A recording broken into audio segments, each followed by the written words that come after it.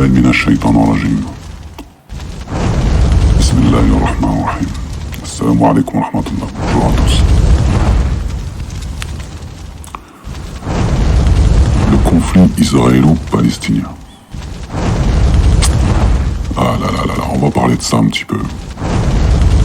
Il y a des choses qui sont choquantes. Choquantes, je parle pas de... Ça va vous étonner, hein. Israël, non, c'est pas Israël qui me choque. Moi, ce qui me choque, c'est les Arabes. C'est les musulmans. Je crois que dans l'histoire de l'humanité, on n'a pas vu ça. Je crois qu'on n'a pas vu ça. Un peuple aussi lâche, aussi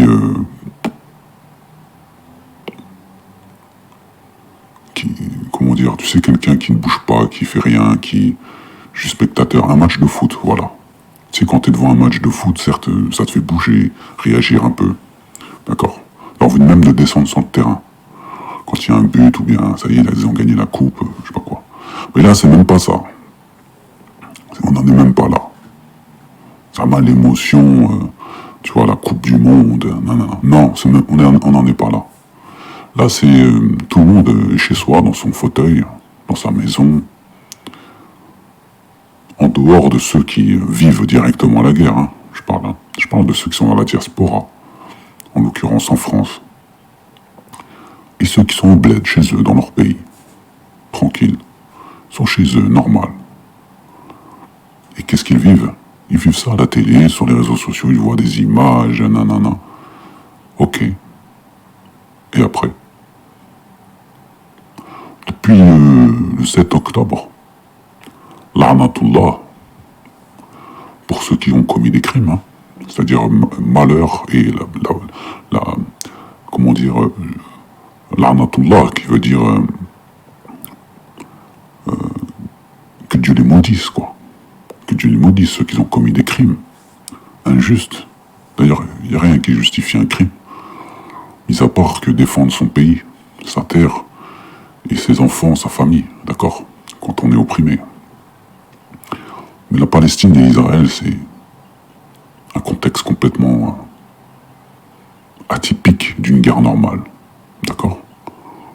Il y a un côté... il y a un paradoxe dans cette guerre, dans ce conflit. Il y a un paradoxe.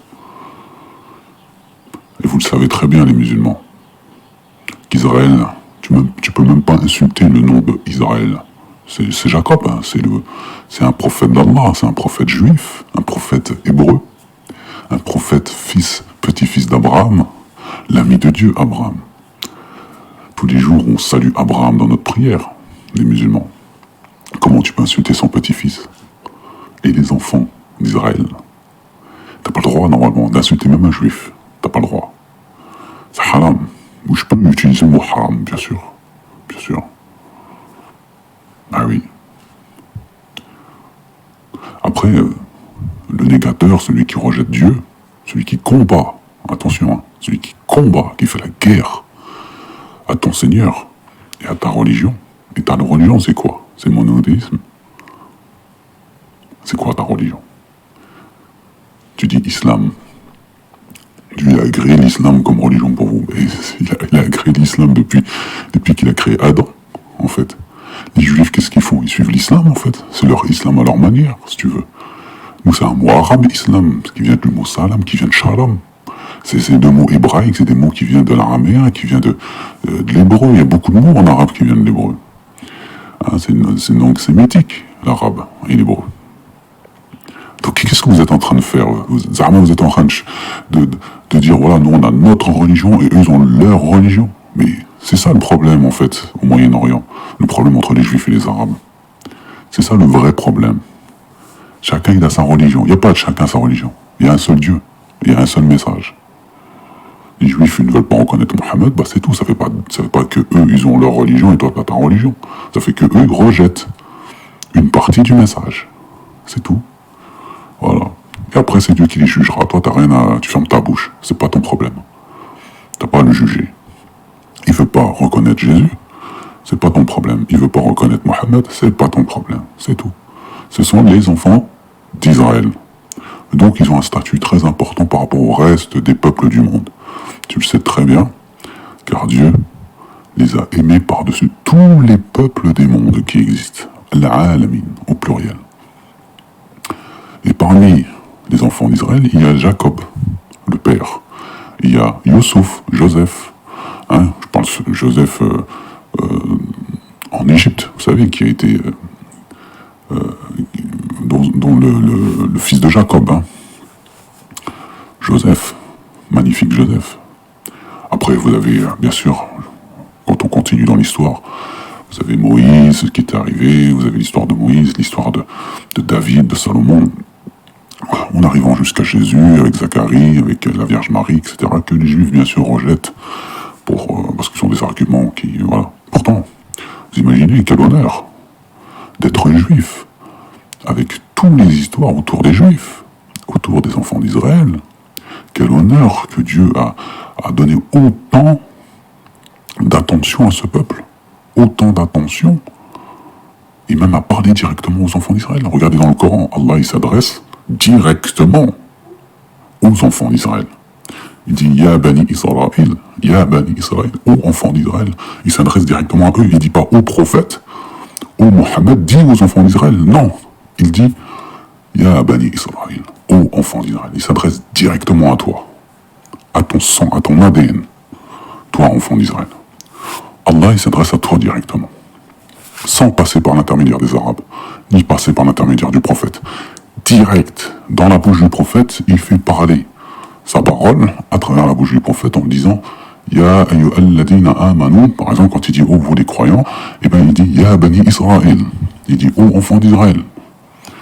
Il s'adresse directement à toi, sans passer par des intermédiaires. Direct. Et il te dit souviens-toi le bienfait dont je t'ai comblé, quand je t'ai préféré par-dessus tous les peuples. Si vous tenez vos engagements vis-à-vis de moi, je tiendrai mes engagements vis-à-vis de vous, et c'est moi que vous devez redouter. Donc les Juifs ont raison de ne pas avoir peur des Arabes, et d'avoir peur que de Dieu d'ailleurs, car c'est Dieu qui est digne d'être craint, parce que c'est lui qui mérite qu'on ne puisse avoir peur. On ne doit pas avoir peur de qui que ce soit, mais seulement de Dieu. Car c'est lui, après la mort, qui sera toujours vivant. C'est lui, après la mort, quand il va nous ressusciter, il sera toujours là. Il sera au-dessus de tout le monde. C'est lui qui a le pouvoir absolu de tout. Alors que nous, on n'est que dalle, on n'est rien du tout. On est des créatures manipulées par Dieu. Et il nous a donné même le choix de prendre des décisions. Quelle décision? De croire ou de ne pas croire déjà. D'accepter cette vie, ce destin. Et de supporter avec patience ce qu'il a décrété pour nous. C'est très très dur. Oui, cette vie n'est pas facile. Certains vont me dire oh, moi je crois pas en Dieu, je crois que ce que je vois. D'accord. J'ai vu sur les réseaux sociaux un très bon exemple d'un homme qui faisait la démonstration justement de ce genre de questions, comment tu peux répondre. Bah tu vois, c'est très bien d'ailleurs. L'homme, il dit, le mec, il te dit, moi je crois que ce que je vois. Bah ok. Tu vois le soleil, tous les jours, il est là le soleil. D'accord? Avant que tu sois né, il était là, et puis quand tu seras mort, il sera encore là, t'inquiète pas. Cette boule de feu qui est dans le ciel, eh ben tu sais que dans l'univers, à l'échelle de l'univers, cette boule de feu, elle est minuscule. Vraiment, c'est un grain de poussière à l'échelle de l'univers, à l'échelle du système, j'allais dire solaire, du système, de la Voie lactée. C'est-à-dire, la Voie lactée, c'est quoi? C'est une galaxie. C'est un grain de poussière. Nous quand on essaye de regarder le soleil, on n'arrive pas. On n'arrive pas. On peut pas rester plus de 10 secondes. Imaginez, on est en plein été, le ciel il est dégagé, il fait beau. Regarde le soleil directement en face. T'arriveras pas. Tu vas brûler tes yeux. Tu vois, pourtant c'est un astre, il est minuscule. C'est une créature de rien du tout qui a été créée dans l'univers, à quelle époque, à quel moment, c'est minuscule. T'arrives pas à regarder ça et tu veux regarder Dieu. Hein? Moi je crois que ce que je vois. Donc t'as pas vu Dieu, donc tu crois pas. Mais le soleil, t'arrives pas à le regarder plus de... Allez, 10 secondes, t'arrives pas. Pourtant c'est quelque chose qui existe depuis toujours. Tu ne peux pas, tu vas devenir aveugle si t'essayes de... C'est insupportable. Tu vas avoir les yeux brûlés. Donc imagine Dieu, parce que Dieu, la définition de Dieu dans la religion musulmane comme dans la religion, comme dans le judaïsme, Dieu c'est un être qui n'est pas que de corps et de chair et de sang. C'est une lumière, c'est quelque chose de plus grand et qu'on ne peut pas imaginer, la forme. Comme les chrétiens lui ont donné une forme. Oui, Dieu c'est un être humain, il est venu sur terre dans le corps d'une femme, et ensuite elle a accouché Dieu, puisque Jésus est considéré comme Dieu, et ensuite il a grandi, il était bébé, ensuite il a grandi, à 33 ans il se fait crucifier par les hommes, l'œuvre de sa création, parce que l'être humain c'est l'œuvre de sa création, cloué sur une croix, à moitié à poil, en train de crever sur une croix, et en disant mon Dieu, pourquoi tu m'as abandonné? Complètement absurde une croyance pareille. On peut dire tout ce qu'on veut, oui, mais c'est comme ça, Dieu il a voulu. Non, Dieu, ne peut pas rabaisser Dieu à un pot de chagrin, quand même. Hein, manquait plus que ça. À Auschwitz, tu vas trouver Dieu tout maigre, affamé, dans des camps de concentration. Oui, je me suis sacrifié pour l'humanité. Hein. Hitler va le massacrer et tout. Comme si Hitler, il a le pouvoir sur Dieu. Comme si Ponce Pilate, les Romains avaient le pouvoir sur Dieu. De l'humilier. De le flageller, de le clouer avec des clous, s'il te plaît. T'imagines? Après, il dit oui, j'ai donné mon fils pour arrêter votre croyance de merde. Franchement, je suis désolé, vous prenez ça pour une insulte pour les chrétiens qui écoutent. C'est complètement absurde. C'est absurde, parce que le message antérieur, c'est-à-dire dans la Bible, dans la Torah, il n'est jamais été question que Dieu ait un fils ou qu'il se rabaisse à quoi que ce soit. Au contraire, il est orgueilleux. Dieu il est au-dessus de tout. Dieu il a le pouvoir sur tout. Mais rien ne peut être égal à Dieu. D'ailleurs, dans la définition de Dieu, de ce qu'il dit de lui-même, il dit aux enfants d'Israël, tu n'auras pas d'autre Dieu devant ma face. Et il le dit bien, il est jaloux, c'est un Dieu jaloux. Pas d'autre Dieu devant ma face, alors va lui créer un fils. Il n'y aura pas d'autre Dieu devant ma face. Qu'il soit dans la forme d'un être qui vit dans le ciel, comme les oiseaux, d'une créature qui vit sur terre, comme les animaux, ou même l'homme. Ou une créature qui vit plus bas que la terre dans la mer. Donc aucune forme, plutôt lui donner à Dieu. D'accord? Dieu n'a pas de forme. Dieu c'est Dieu. On ne doit pas l'imaginer. Mais en tout cas, c'est comme une lumière. Tu peux te dire, tiens, la seule chose que tu peux imaginer dans ta tête, c'est une sorte de lumière. Mais qui a l'intelligence, qui a la suprématie, qui a le pouvoir sur tout, de décision, qui connaît le futur, le passé, le présent, qui connaît tout. Et que tu dois craindre, parce que c'est lui qui détient les clés c'est lui qui détient le châtiment, s'il veut te châtier, c'est lui qui peut t'octroyer la miséricorde. Donc ça sert à rien de chercher à créer une forme, tout simplement, d'une divinité, soi-disant qu'il serait un être humain, mort sur la croix pour nous empêcher. Pourquoi il va venir mourir pour nous? Pourquoi? Moi franchement, j'ai un enfant, je vais donner mon fils, le faire mourir pour sauver les autres. Mais moi, je les juge chacun qui a commis un criminel, qui a commis un crime. Tu crois en Dieu, tu crois pas en Dieu, chacun va être jugé pour ce qu'il a fait. C'est tout. Chacun sera jugé pour ce qu'il a fait. Et après, il demande pardon. Très bien, son châtiment sera diminué, voire pardonné. À condition que vraiment il se rachète. Mais un crime, c'est un crime. Tu payes pour tout ce que tu as fait. De toute façon, le vivant ou mort, tu le payes. C'est ça la vraie justice. Si la soif de l'eau prouve l'existence de l'eau, alors la soif de justice, elle doit prouver l'existence de la justice. Dans ce bas monde, il n'y a pas de vraie justice. Tu ne pourras jamais apporter une vraie justice, répondre à une vraie justice. Équitable en tout cas. Et la vraie justice se trouve dans l'au-delà, demeure de la justice véritable. Ça, j'y crois. On n'a pas besoin de créer toutes sortes d'images, me dire tiens, Dieu est ceci, cela. Alors la question que je pose aux Arabes, pour revenir sur la Palestine, Israël. Oui, moi je crois en Dieu. Et il faut croire en Dieu. Les juifs croient en Dieu. Même si des fois il y en a des rabbins complètement cons, stupides, qui te disent oui, Dieu, faut être fou pour croire en Dieu. Eux, ils ont une vision métaphorique de la croyance. Eux, ils croient en eux, c'est-à-dire, ils sont juifs, ils ont un message, et ils savent qu'ils ont la suprématie de ce message, et qu'ils sont le peuple soi-disant élu au-dessus des autres peuples, et ils l'appliquent. Donc les juifs respectent rien. Ils ont créé toutes sortes de conventions. Vous savez, les conventions de Genève, les conventions, les traités, toutes sortes de traités. Enfin, souvent, pourquoi les villes de Genève sont mentionnées, ou Évian, ou Lausanne, ou les accords de, je sais pas, Zurich, ou je sais pas quoi, parce que la Suisse est un pays neutre, donc on signe la paix dans un pays neutre. Ce qui est logique et ce qui va de soi.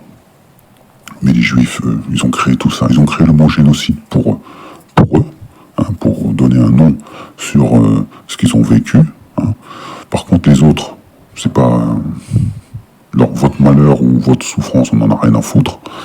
C'est votre souffrance, mettez-les dans les livres d'histoire et puis ça s'arrête là. Par contre, eux, il faut que ça soit toujours, faut que le feu soit toujours alimenté. C'est-à-dire qu'on voit toujours ce qui s'est passé pour eux, que les gens se rappellent, que les gens soient toujours au courant que les Juifs, il faut jamais toucher. Ils se protègent, en fin de compte, les Juifs. Ils sont pas stupides. Depuis 1948, ils ont créé, ils ont fait un hold-up. C'est un hold-up, hein, ce qu'ils ont fait. Ils se sont réfugiés en douce, au début, en Palestine, et ensuite, ils ont utilisé, l'empire colonial anglaise qui était sur place, le protectorat, comme ils l'appellent, soi-disant. Dites ce que vous voulez, en tout cas, l'envahisseur, c'est tout. Le colonialiste qui était sur place, ils ont négocié avec eux, voilà. Nous, on veut créer un État, et comme eux, les Juifs, depuis depuis toujours, il faut qu'ils soient toujours les dominateurs. Pour exister, pour survivre, il faut qu'ils soient dominateurs. Il faut qu'ils imposent leur domination. Il faut qu'ils dirigent. Pour exister, il faut qu'ils dirigent. Il faut que c'est eux qui créent des lois, qui voient dans leur sens à eux, qui les protègent. L'antisémitisme, ça n'existait pas avant. D'ailleurs, c'est raciste, d'ailleurs. Ce terme, le terme lui-même, antisémitisme, c'est raciste. Pourquoi ? Parce que ça te différencie des autres. C'est-à-dire que les autres, si t'aimes pas un Chinois, t'aimes pas un Africain, t'aimes pas un Suédois, on va pas employer un terme spécial pour ça. On emploie le même terme pour tout le monde, le mot raciste. Mais quand il s'agit d'un juif, on n'utilise pas le mot raciste, on utilise le mot antisémitisme. Donc c'est bien du racisme, c'est-à-dire qu'on te sépare des autres races. Tu n'es pas un être humain comme les autres, tu es à part. Tu es dans l'antisémitisme pour le juif, et les autres, tu es dans le racisme. D'accord ? Alors que on devrait même utiliser le même mot pour les juifs, parce que c'est des êtres humains comme tout le monde. Non. Pour le juif, ce n'est pas un être humain comme tout le monde, c'est le peuple élu, c'est le peuple supérieur. Et Hitler, il avait bien compris ça, c'est pour ça qu'Hitler, il avait la même vision des choses, quand il disait le peuple supérieur, la race aryenne, les juifs c'est la même chose, hein. Ils pensent comme ça aussi les juifs. Hein. Nous sommes la race supérieure, nous sommes la race, sémitique, les sémites, les enfants d'Israël, nous sommes supérieurs, en plus, validés par Dieu, Dieu tout-puissant, l'éternel, d'accord. Et Hitler, lui, c'était un peu ce fantasme qu'il avait, hein, de vouloir aussi créer une race supérieure, dominateur, l'élu, du genre peuple élu, et puis voilà, il faut établir un empire, hein, comme l'empire de Jacob, hein, le territoire, vous savez, le royaume d'Israël. Voilà. Lui c'est pareil, il avait cette envie de, pareil, ce fantasme de créer un empire. Et là, voilà. Il a le territoire, l'espace vital, comme il disait, il a grandi jusqu'à la France, les pays du Benelux, les Balkans, l'Italie, l'Espagne, enfin bref, jusqu'en Russie. Après, il s'est heurté à la Russie et bien sûr aux Juifs, parce qu'ils persécutaient les Juifs. Et les juifs des États-Unis, bah voilà, ils sont mis... Et ils ont bousculé un peu les Américains pour qu'ils puissent intervenir, parce que les Américains, ils n'allaient pas intervenir sinon, en Europe. Bon, ils ont découvert peau de chagrin, Auschwitz, les chambres à gaz et tout ça. Bon, après, moi, j'ai pas vérifié, j'ai pas vécu à cette époque-là pour voir si c'était vrai ou pas, mais c'est ce que les livres d'histoire racontent, c'est ce que certains témoignages de certains rescapés disent. Après, tu sais, moi aussi, je peux dire, j'ai été rescapé de tel machin, et voilà, je raconte que ça s'est passé comme ça. Ben, vous savez, vous avez vu vous avez déjà lu des livres d'histoire, des romans. J'ai jamais vu autant d'histoires racontées par l'être humain. Dans les éditions, dans les librairies, vous trouvez toutes sortes d'écrivains, vous savez, Stephen King et tout ça, des romans qui parlent d'histoires vraiment de criminels, ou d'histoires d'amour romantique, ou du vécu, soi-disant. Mais l'être humain aime bien raconter des histoires. Regardez les bibliothèques remplies de romans, d'histoires, racontées. Alors là-dedans, comment tu veux savoir qu'est-ce qui est vrai, qu'est-ce qui est faux? Hein? Dis-moi. Moi, je te pose la question. Dis-moi, qu'est-ce qui est vrai dans tout ça, qu'est-ce qui est faux? Donc, bien sûr, on va dire que c'est vrai, puisque les gens ont certaines images. Bon, vous savez, maintenant, avec Hollywood, on est capable de créer des effets spéciaux, tout ça. Même cette histoire de, soi-disant, l'homme a marché sur la Lune. On ne sait même plus si c'est vrai ou faux. Vu que les studios américains sont capables de créer vraiment des films de science-fiction et des effets spéciaux, vraiment, pour faire croire que l'homme a marché sur la Lune, voire même dans d'autres univers. Regardez aujourd'hui le niveau des effets spéciaux avec Avatar, par exemple. C'est incroyable, non? On peut créer, bien sûr, des mensonges. La Shoah, ça peut être un mensonge. Depuis, vous savez que le cinéma s'est bien développé bien avant. Déjà, ça a commencé à bien se développer bien avant la Seconde Guerre mondiale. Et surtout en Amérique. Donc c'est pas étonnant tout ça. Après la souffrance, on peut pas dire que ça n'a pas existé, que la guerre, il n'y a pas de guerre où il n'y a pas de mort, où il n'y a pas de souffrance, d'accord? Mais la vérité, ça, on n'aura jamais la certitude. Ce qui se passe en Palestine, soi-disant, il y a la guerre, il y a des massacres, des enfants écrasés sous des bombes, des hôpitaux bombardés par Israël. Et il y a des gens qui crient, qui crient leur stupéfaction par rapport à ça. Moi, je pose la question aux Arabes. Qu'est-ce que vous attendez? Qu'est-ce que vous faites? Moi, j'ai l'impression que c'est comme je disais au début, c'est un match de foot. Ils sont en train de regarder le match à la télé. Qui va gagner, qui va perdre. Là, la Palestine est en mauvaise posture. D'accord? Donc, soi-disant, nous les musulmans, soi-disant, nous avons des valeurs. Qu'est-ce que Dieu dit dans le Coran? Celui qui vient chez toi, qui t'attaque en premier, bah là, tu peux répondre partout où tu les vois. Voilà, puisqu'ils sont outrageux, ils sont sans pitié envers vous, bah tuez-les. D'accord? C'est la réponse de Dieu envers celui qui t'agresse injustement. Par contre, s'ils cherchent la paix, alors procurez la paix. Les Juifs, ils sont pas comme vous. Les Juifs, eux, ils essaient de survivre. Depuis que leur race existe, entre guillemets, ils essaient de survivre. Ils sont minoritaires. Mais quand ils sont minoritaires, bah, ils essaient de s'imposer et diriger la majorité. Quand tu es minoritaire, tu essaies toujours d'aller vers le plus haut possible, dans la direction, dans l'élite. Tu essaies de faire toujours partir des élites, faire partie des élites, pardon. Et tu vas pousser tes enfants à faire des études, toujours pour être au plus haut niveau de la société.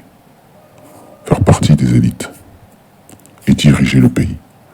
Ou les pays, pour ne pas dire le pays. Parce que les Juifs dirigent la France, ils dirigent les banques, ils dirigent tout.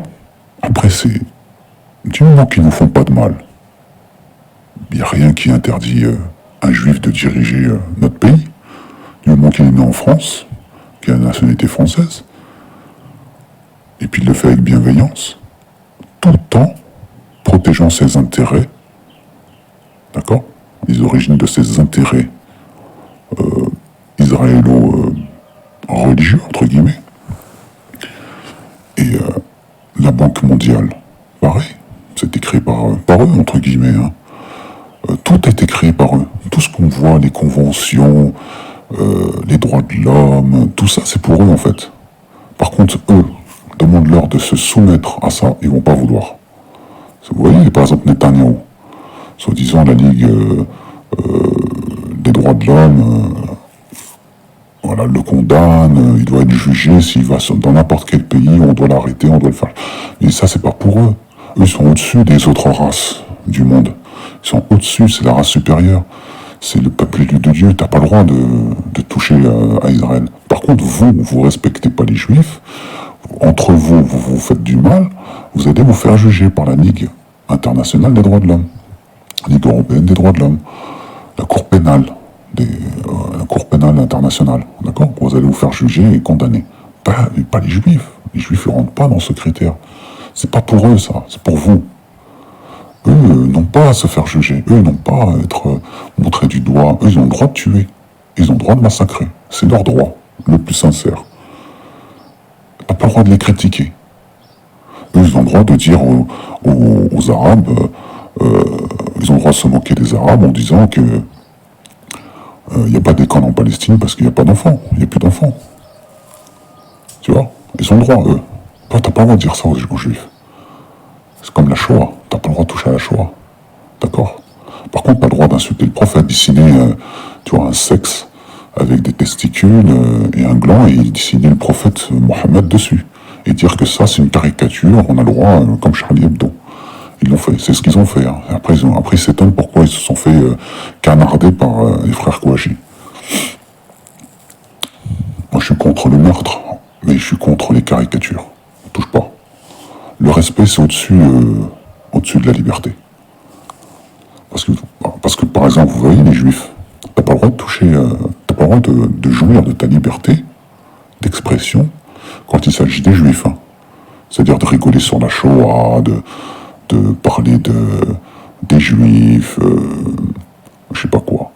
T'as pas le droit. Hein. Regardez Dieudonné. Censuré, presque. S'il pouvait le tuer, il le tuerait.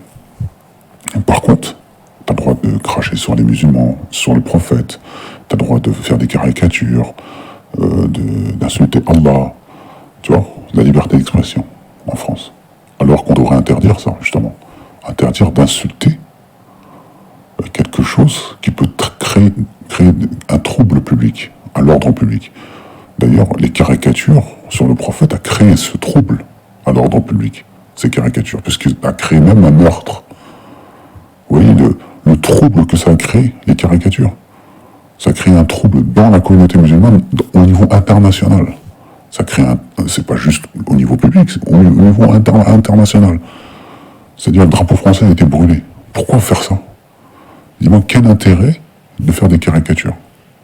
Qu'est-ce que ça te rapporte d'insulter une figure historique? D'accord? Une figure historique, prophétique, Dieu, insulter. Pourquoi vous faites ça? Dites-moi, qu'est-ce que ça te rapporte? Qu'est-ce que ça va te donner de plus dans la vie? D'insulter ou faire un dessin ou montrer le cul d'un prophète en train de se faire sodomiser, par exemple. Ça va t'apporter quoi? Eh ben, te faire canarder, parce qu'il y a des gens qui n'acceptent pas ça. Il y a des gens qui, pour eux, sont très sensibles. D'ailleurs, pour éviter justement que les Kouachi, les frères Kouachi tuent ou assassinent ces gens de Charlie Hebdo, ça aurait pu jamais arriver si les musulmans de France auraient empêché la sortie de ces caricatures. Mais comme les musulmans ne bougent pas leur cul, ils aiment bien se faire sodomiser, comme ils se font sodomiser dans ce moment, par la communauté internationale, qui défend Israël, et Israël sodomise, excusez-moi de parler comme ça, mais c'est la manière la plus violente pour que ça vous réveille, que ça vous fasse réfléchir. Mais ce qui se passe en ce moment, c'est ça. Israël est en train de vous sodomiser. Ils sont un seul pays, les Juifs, sur Terre, c'est Israël. Mais ils dirigent je ne sais combien de pays, à travers l'économie, à travers le commerce, à travers les gouvernements. Ils ont un impact très fort. Voilà. Ils peuvent détruire ton pays, juste au niveau économique, au niveau financier. Ils peuvent créer des tensions, ils peuvent créer beaucoup de problèmes. Et les Arabes, soi-disant, vous êtes musulmans, vous avez soi-disant le haqq, comme vous le dites, la vérité. Vos frères, les Palestiniens, c'est des Arabes. Ils sont en train de se faire laminer, lapider, défoncer, pulvériser, massacrer, et même, ils ont dépassé le mot massacrer. Ils sont arrivés au niveau de génocide.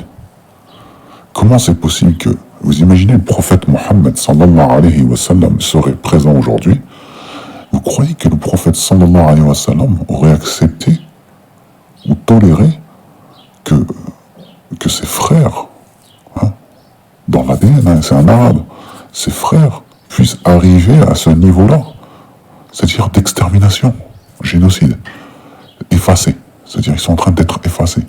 Le prophète, il serait déjà mort. Vous savez pourquoi il serait déjà mort? Parce qu'il serait parti se battre.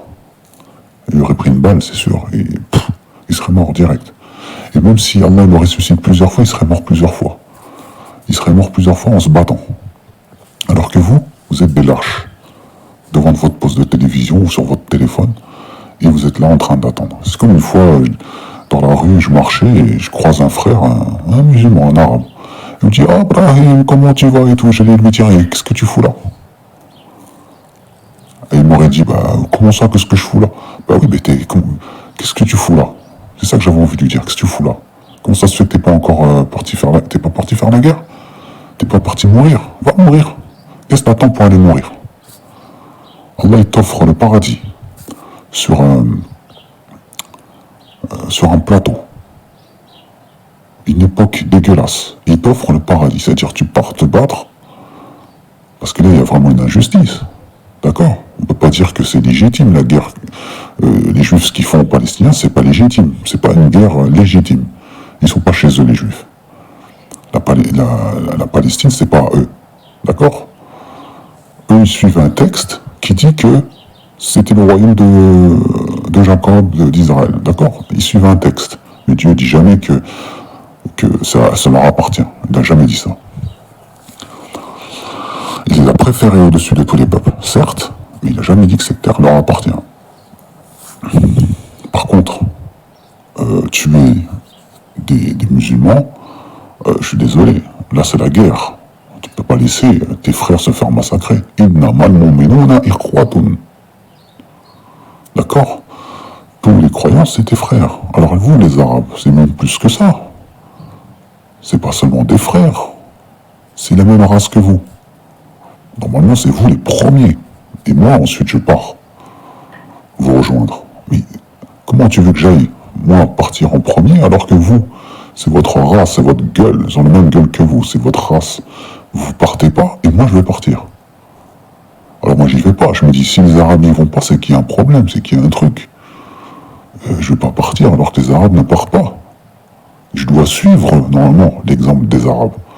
Les Moudjahidines, combattants pour la cause, la vraie cause.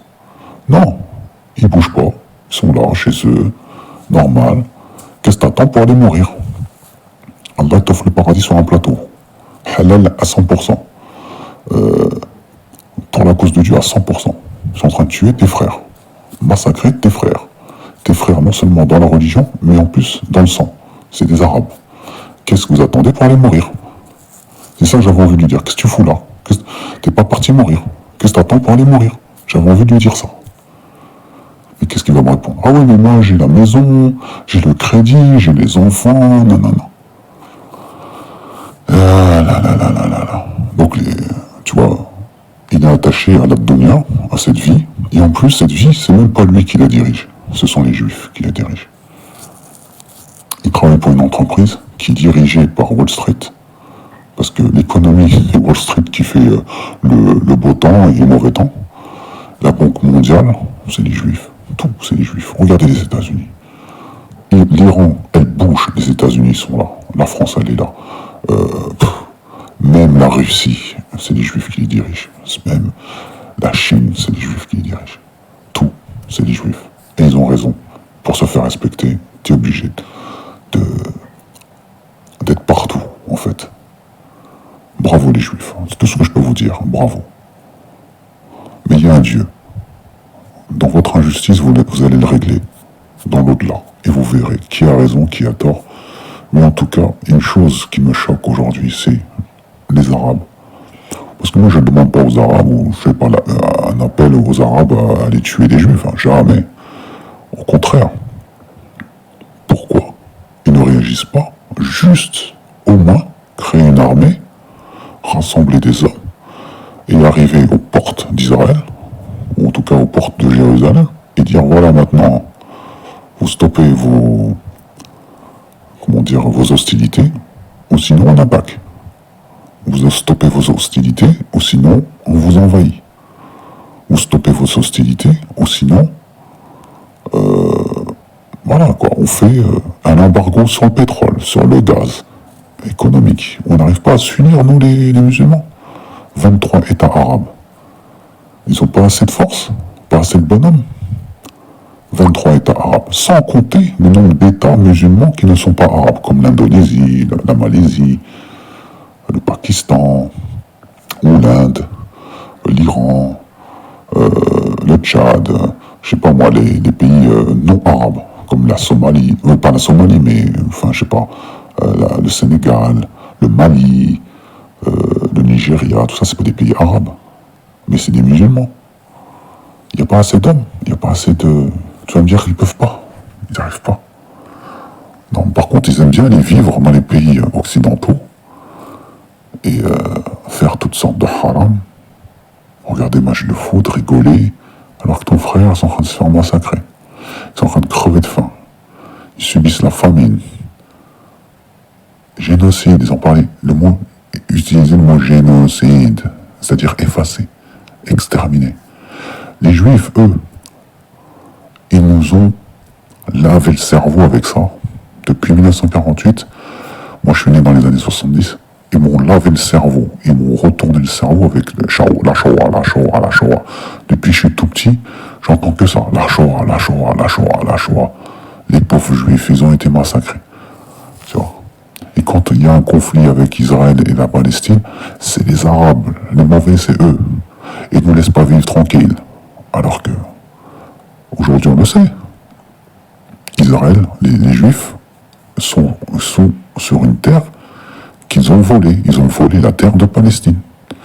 Et ça fait des milliers d'années qu'ils ne vivent plus sur cette terre, les Juifs. Ils vivent dans la diaspora, en Europe, je sais pas quoi. Après que dans les textes, ils disent que les Juifs, ils ont vécu là-bas, ils viennent de Canaan, c'est pas notre problème. Et c'est pas à cause de ça que tu vas justifier une guerre, parce qu'il faut que tu reviennes sur la terre sainte, soi-disant. Mais pour qui tu te prends? Dieu ne te demande pas de tuer, il te demande d'appliquer la religion, c'est-à-dire de prier, d'adorer Dieu, d'être bienveillant avec ton voisin, de partager, d'être bienveillant. C'est ça l'ordre de Dieu, et de ne pas associer Dieu à quoi que ce soit. C'est quoi tout ça? C'est quoi le but dans cette histoire? Tuer. Ils sont où les Arabes? Ils sont où?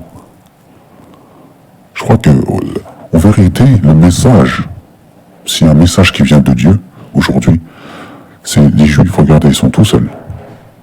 Ils ont réussi à fédérer dans la diaspora tous les Juifs, économiquement, politiquement, enfin tout ce que tu veux. Dans toute la diaspora juive, c'est-à-dire qui dirige en Amérique, qui dirige le Canada, qui dirige la France, qui dirige l'Europe. Ils ont créé l'Union Européenne, hein, parce que nous, le peuple, on n'en veut pas de l'Union Européenne. Mais ils nous l'ont imposé. La peine de mort, nous, on ne voulait pas la peine de mort. Ils l'ont imposé.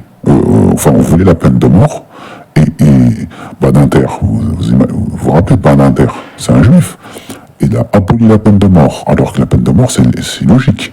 Hein, quand tu vois des pédophiles qui tuent des enfants comme fournirait, machin, c'est la peine de mort. Comment ça tu le laisses vivre toute sa vie en prison, avec nos impôts, il mange, il boit, il regarde Canal+, il se branle devant des films porno sur Canal+, dans sa cellule. Il boit du Coca-Cola en cellule toute sa vie, certes. Il est malheureux, ça c'est sûr, toute sa vie en prison. Mais je te jure que tu as des prisons où ils adaptent leurs détenus à une vie à peu près potable, où ils peuvent même travailler dans un jardin, pour certains détenus. Surtout ceux qui sont à perpétuité, là. Je te jure, hein, il y a des gens, ils sont bien traités. Alors que toi, tu as juste eu un différend avec ta femme, on va te mettre en prison dans une maison d'arrêt et tu vas te traiter comme un chien. Enfin bref.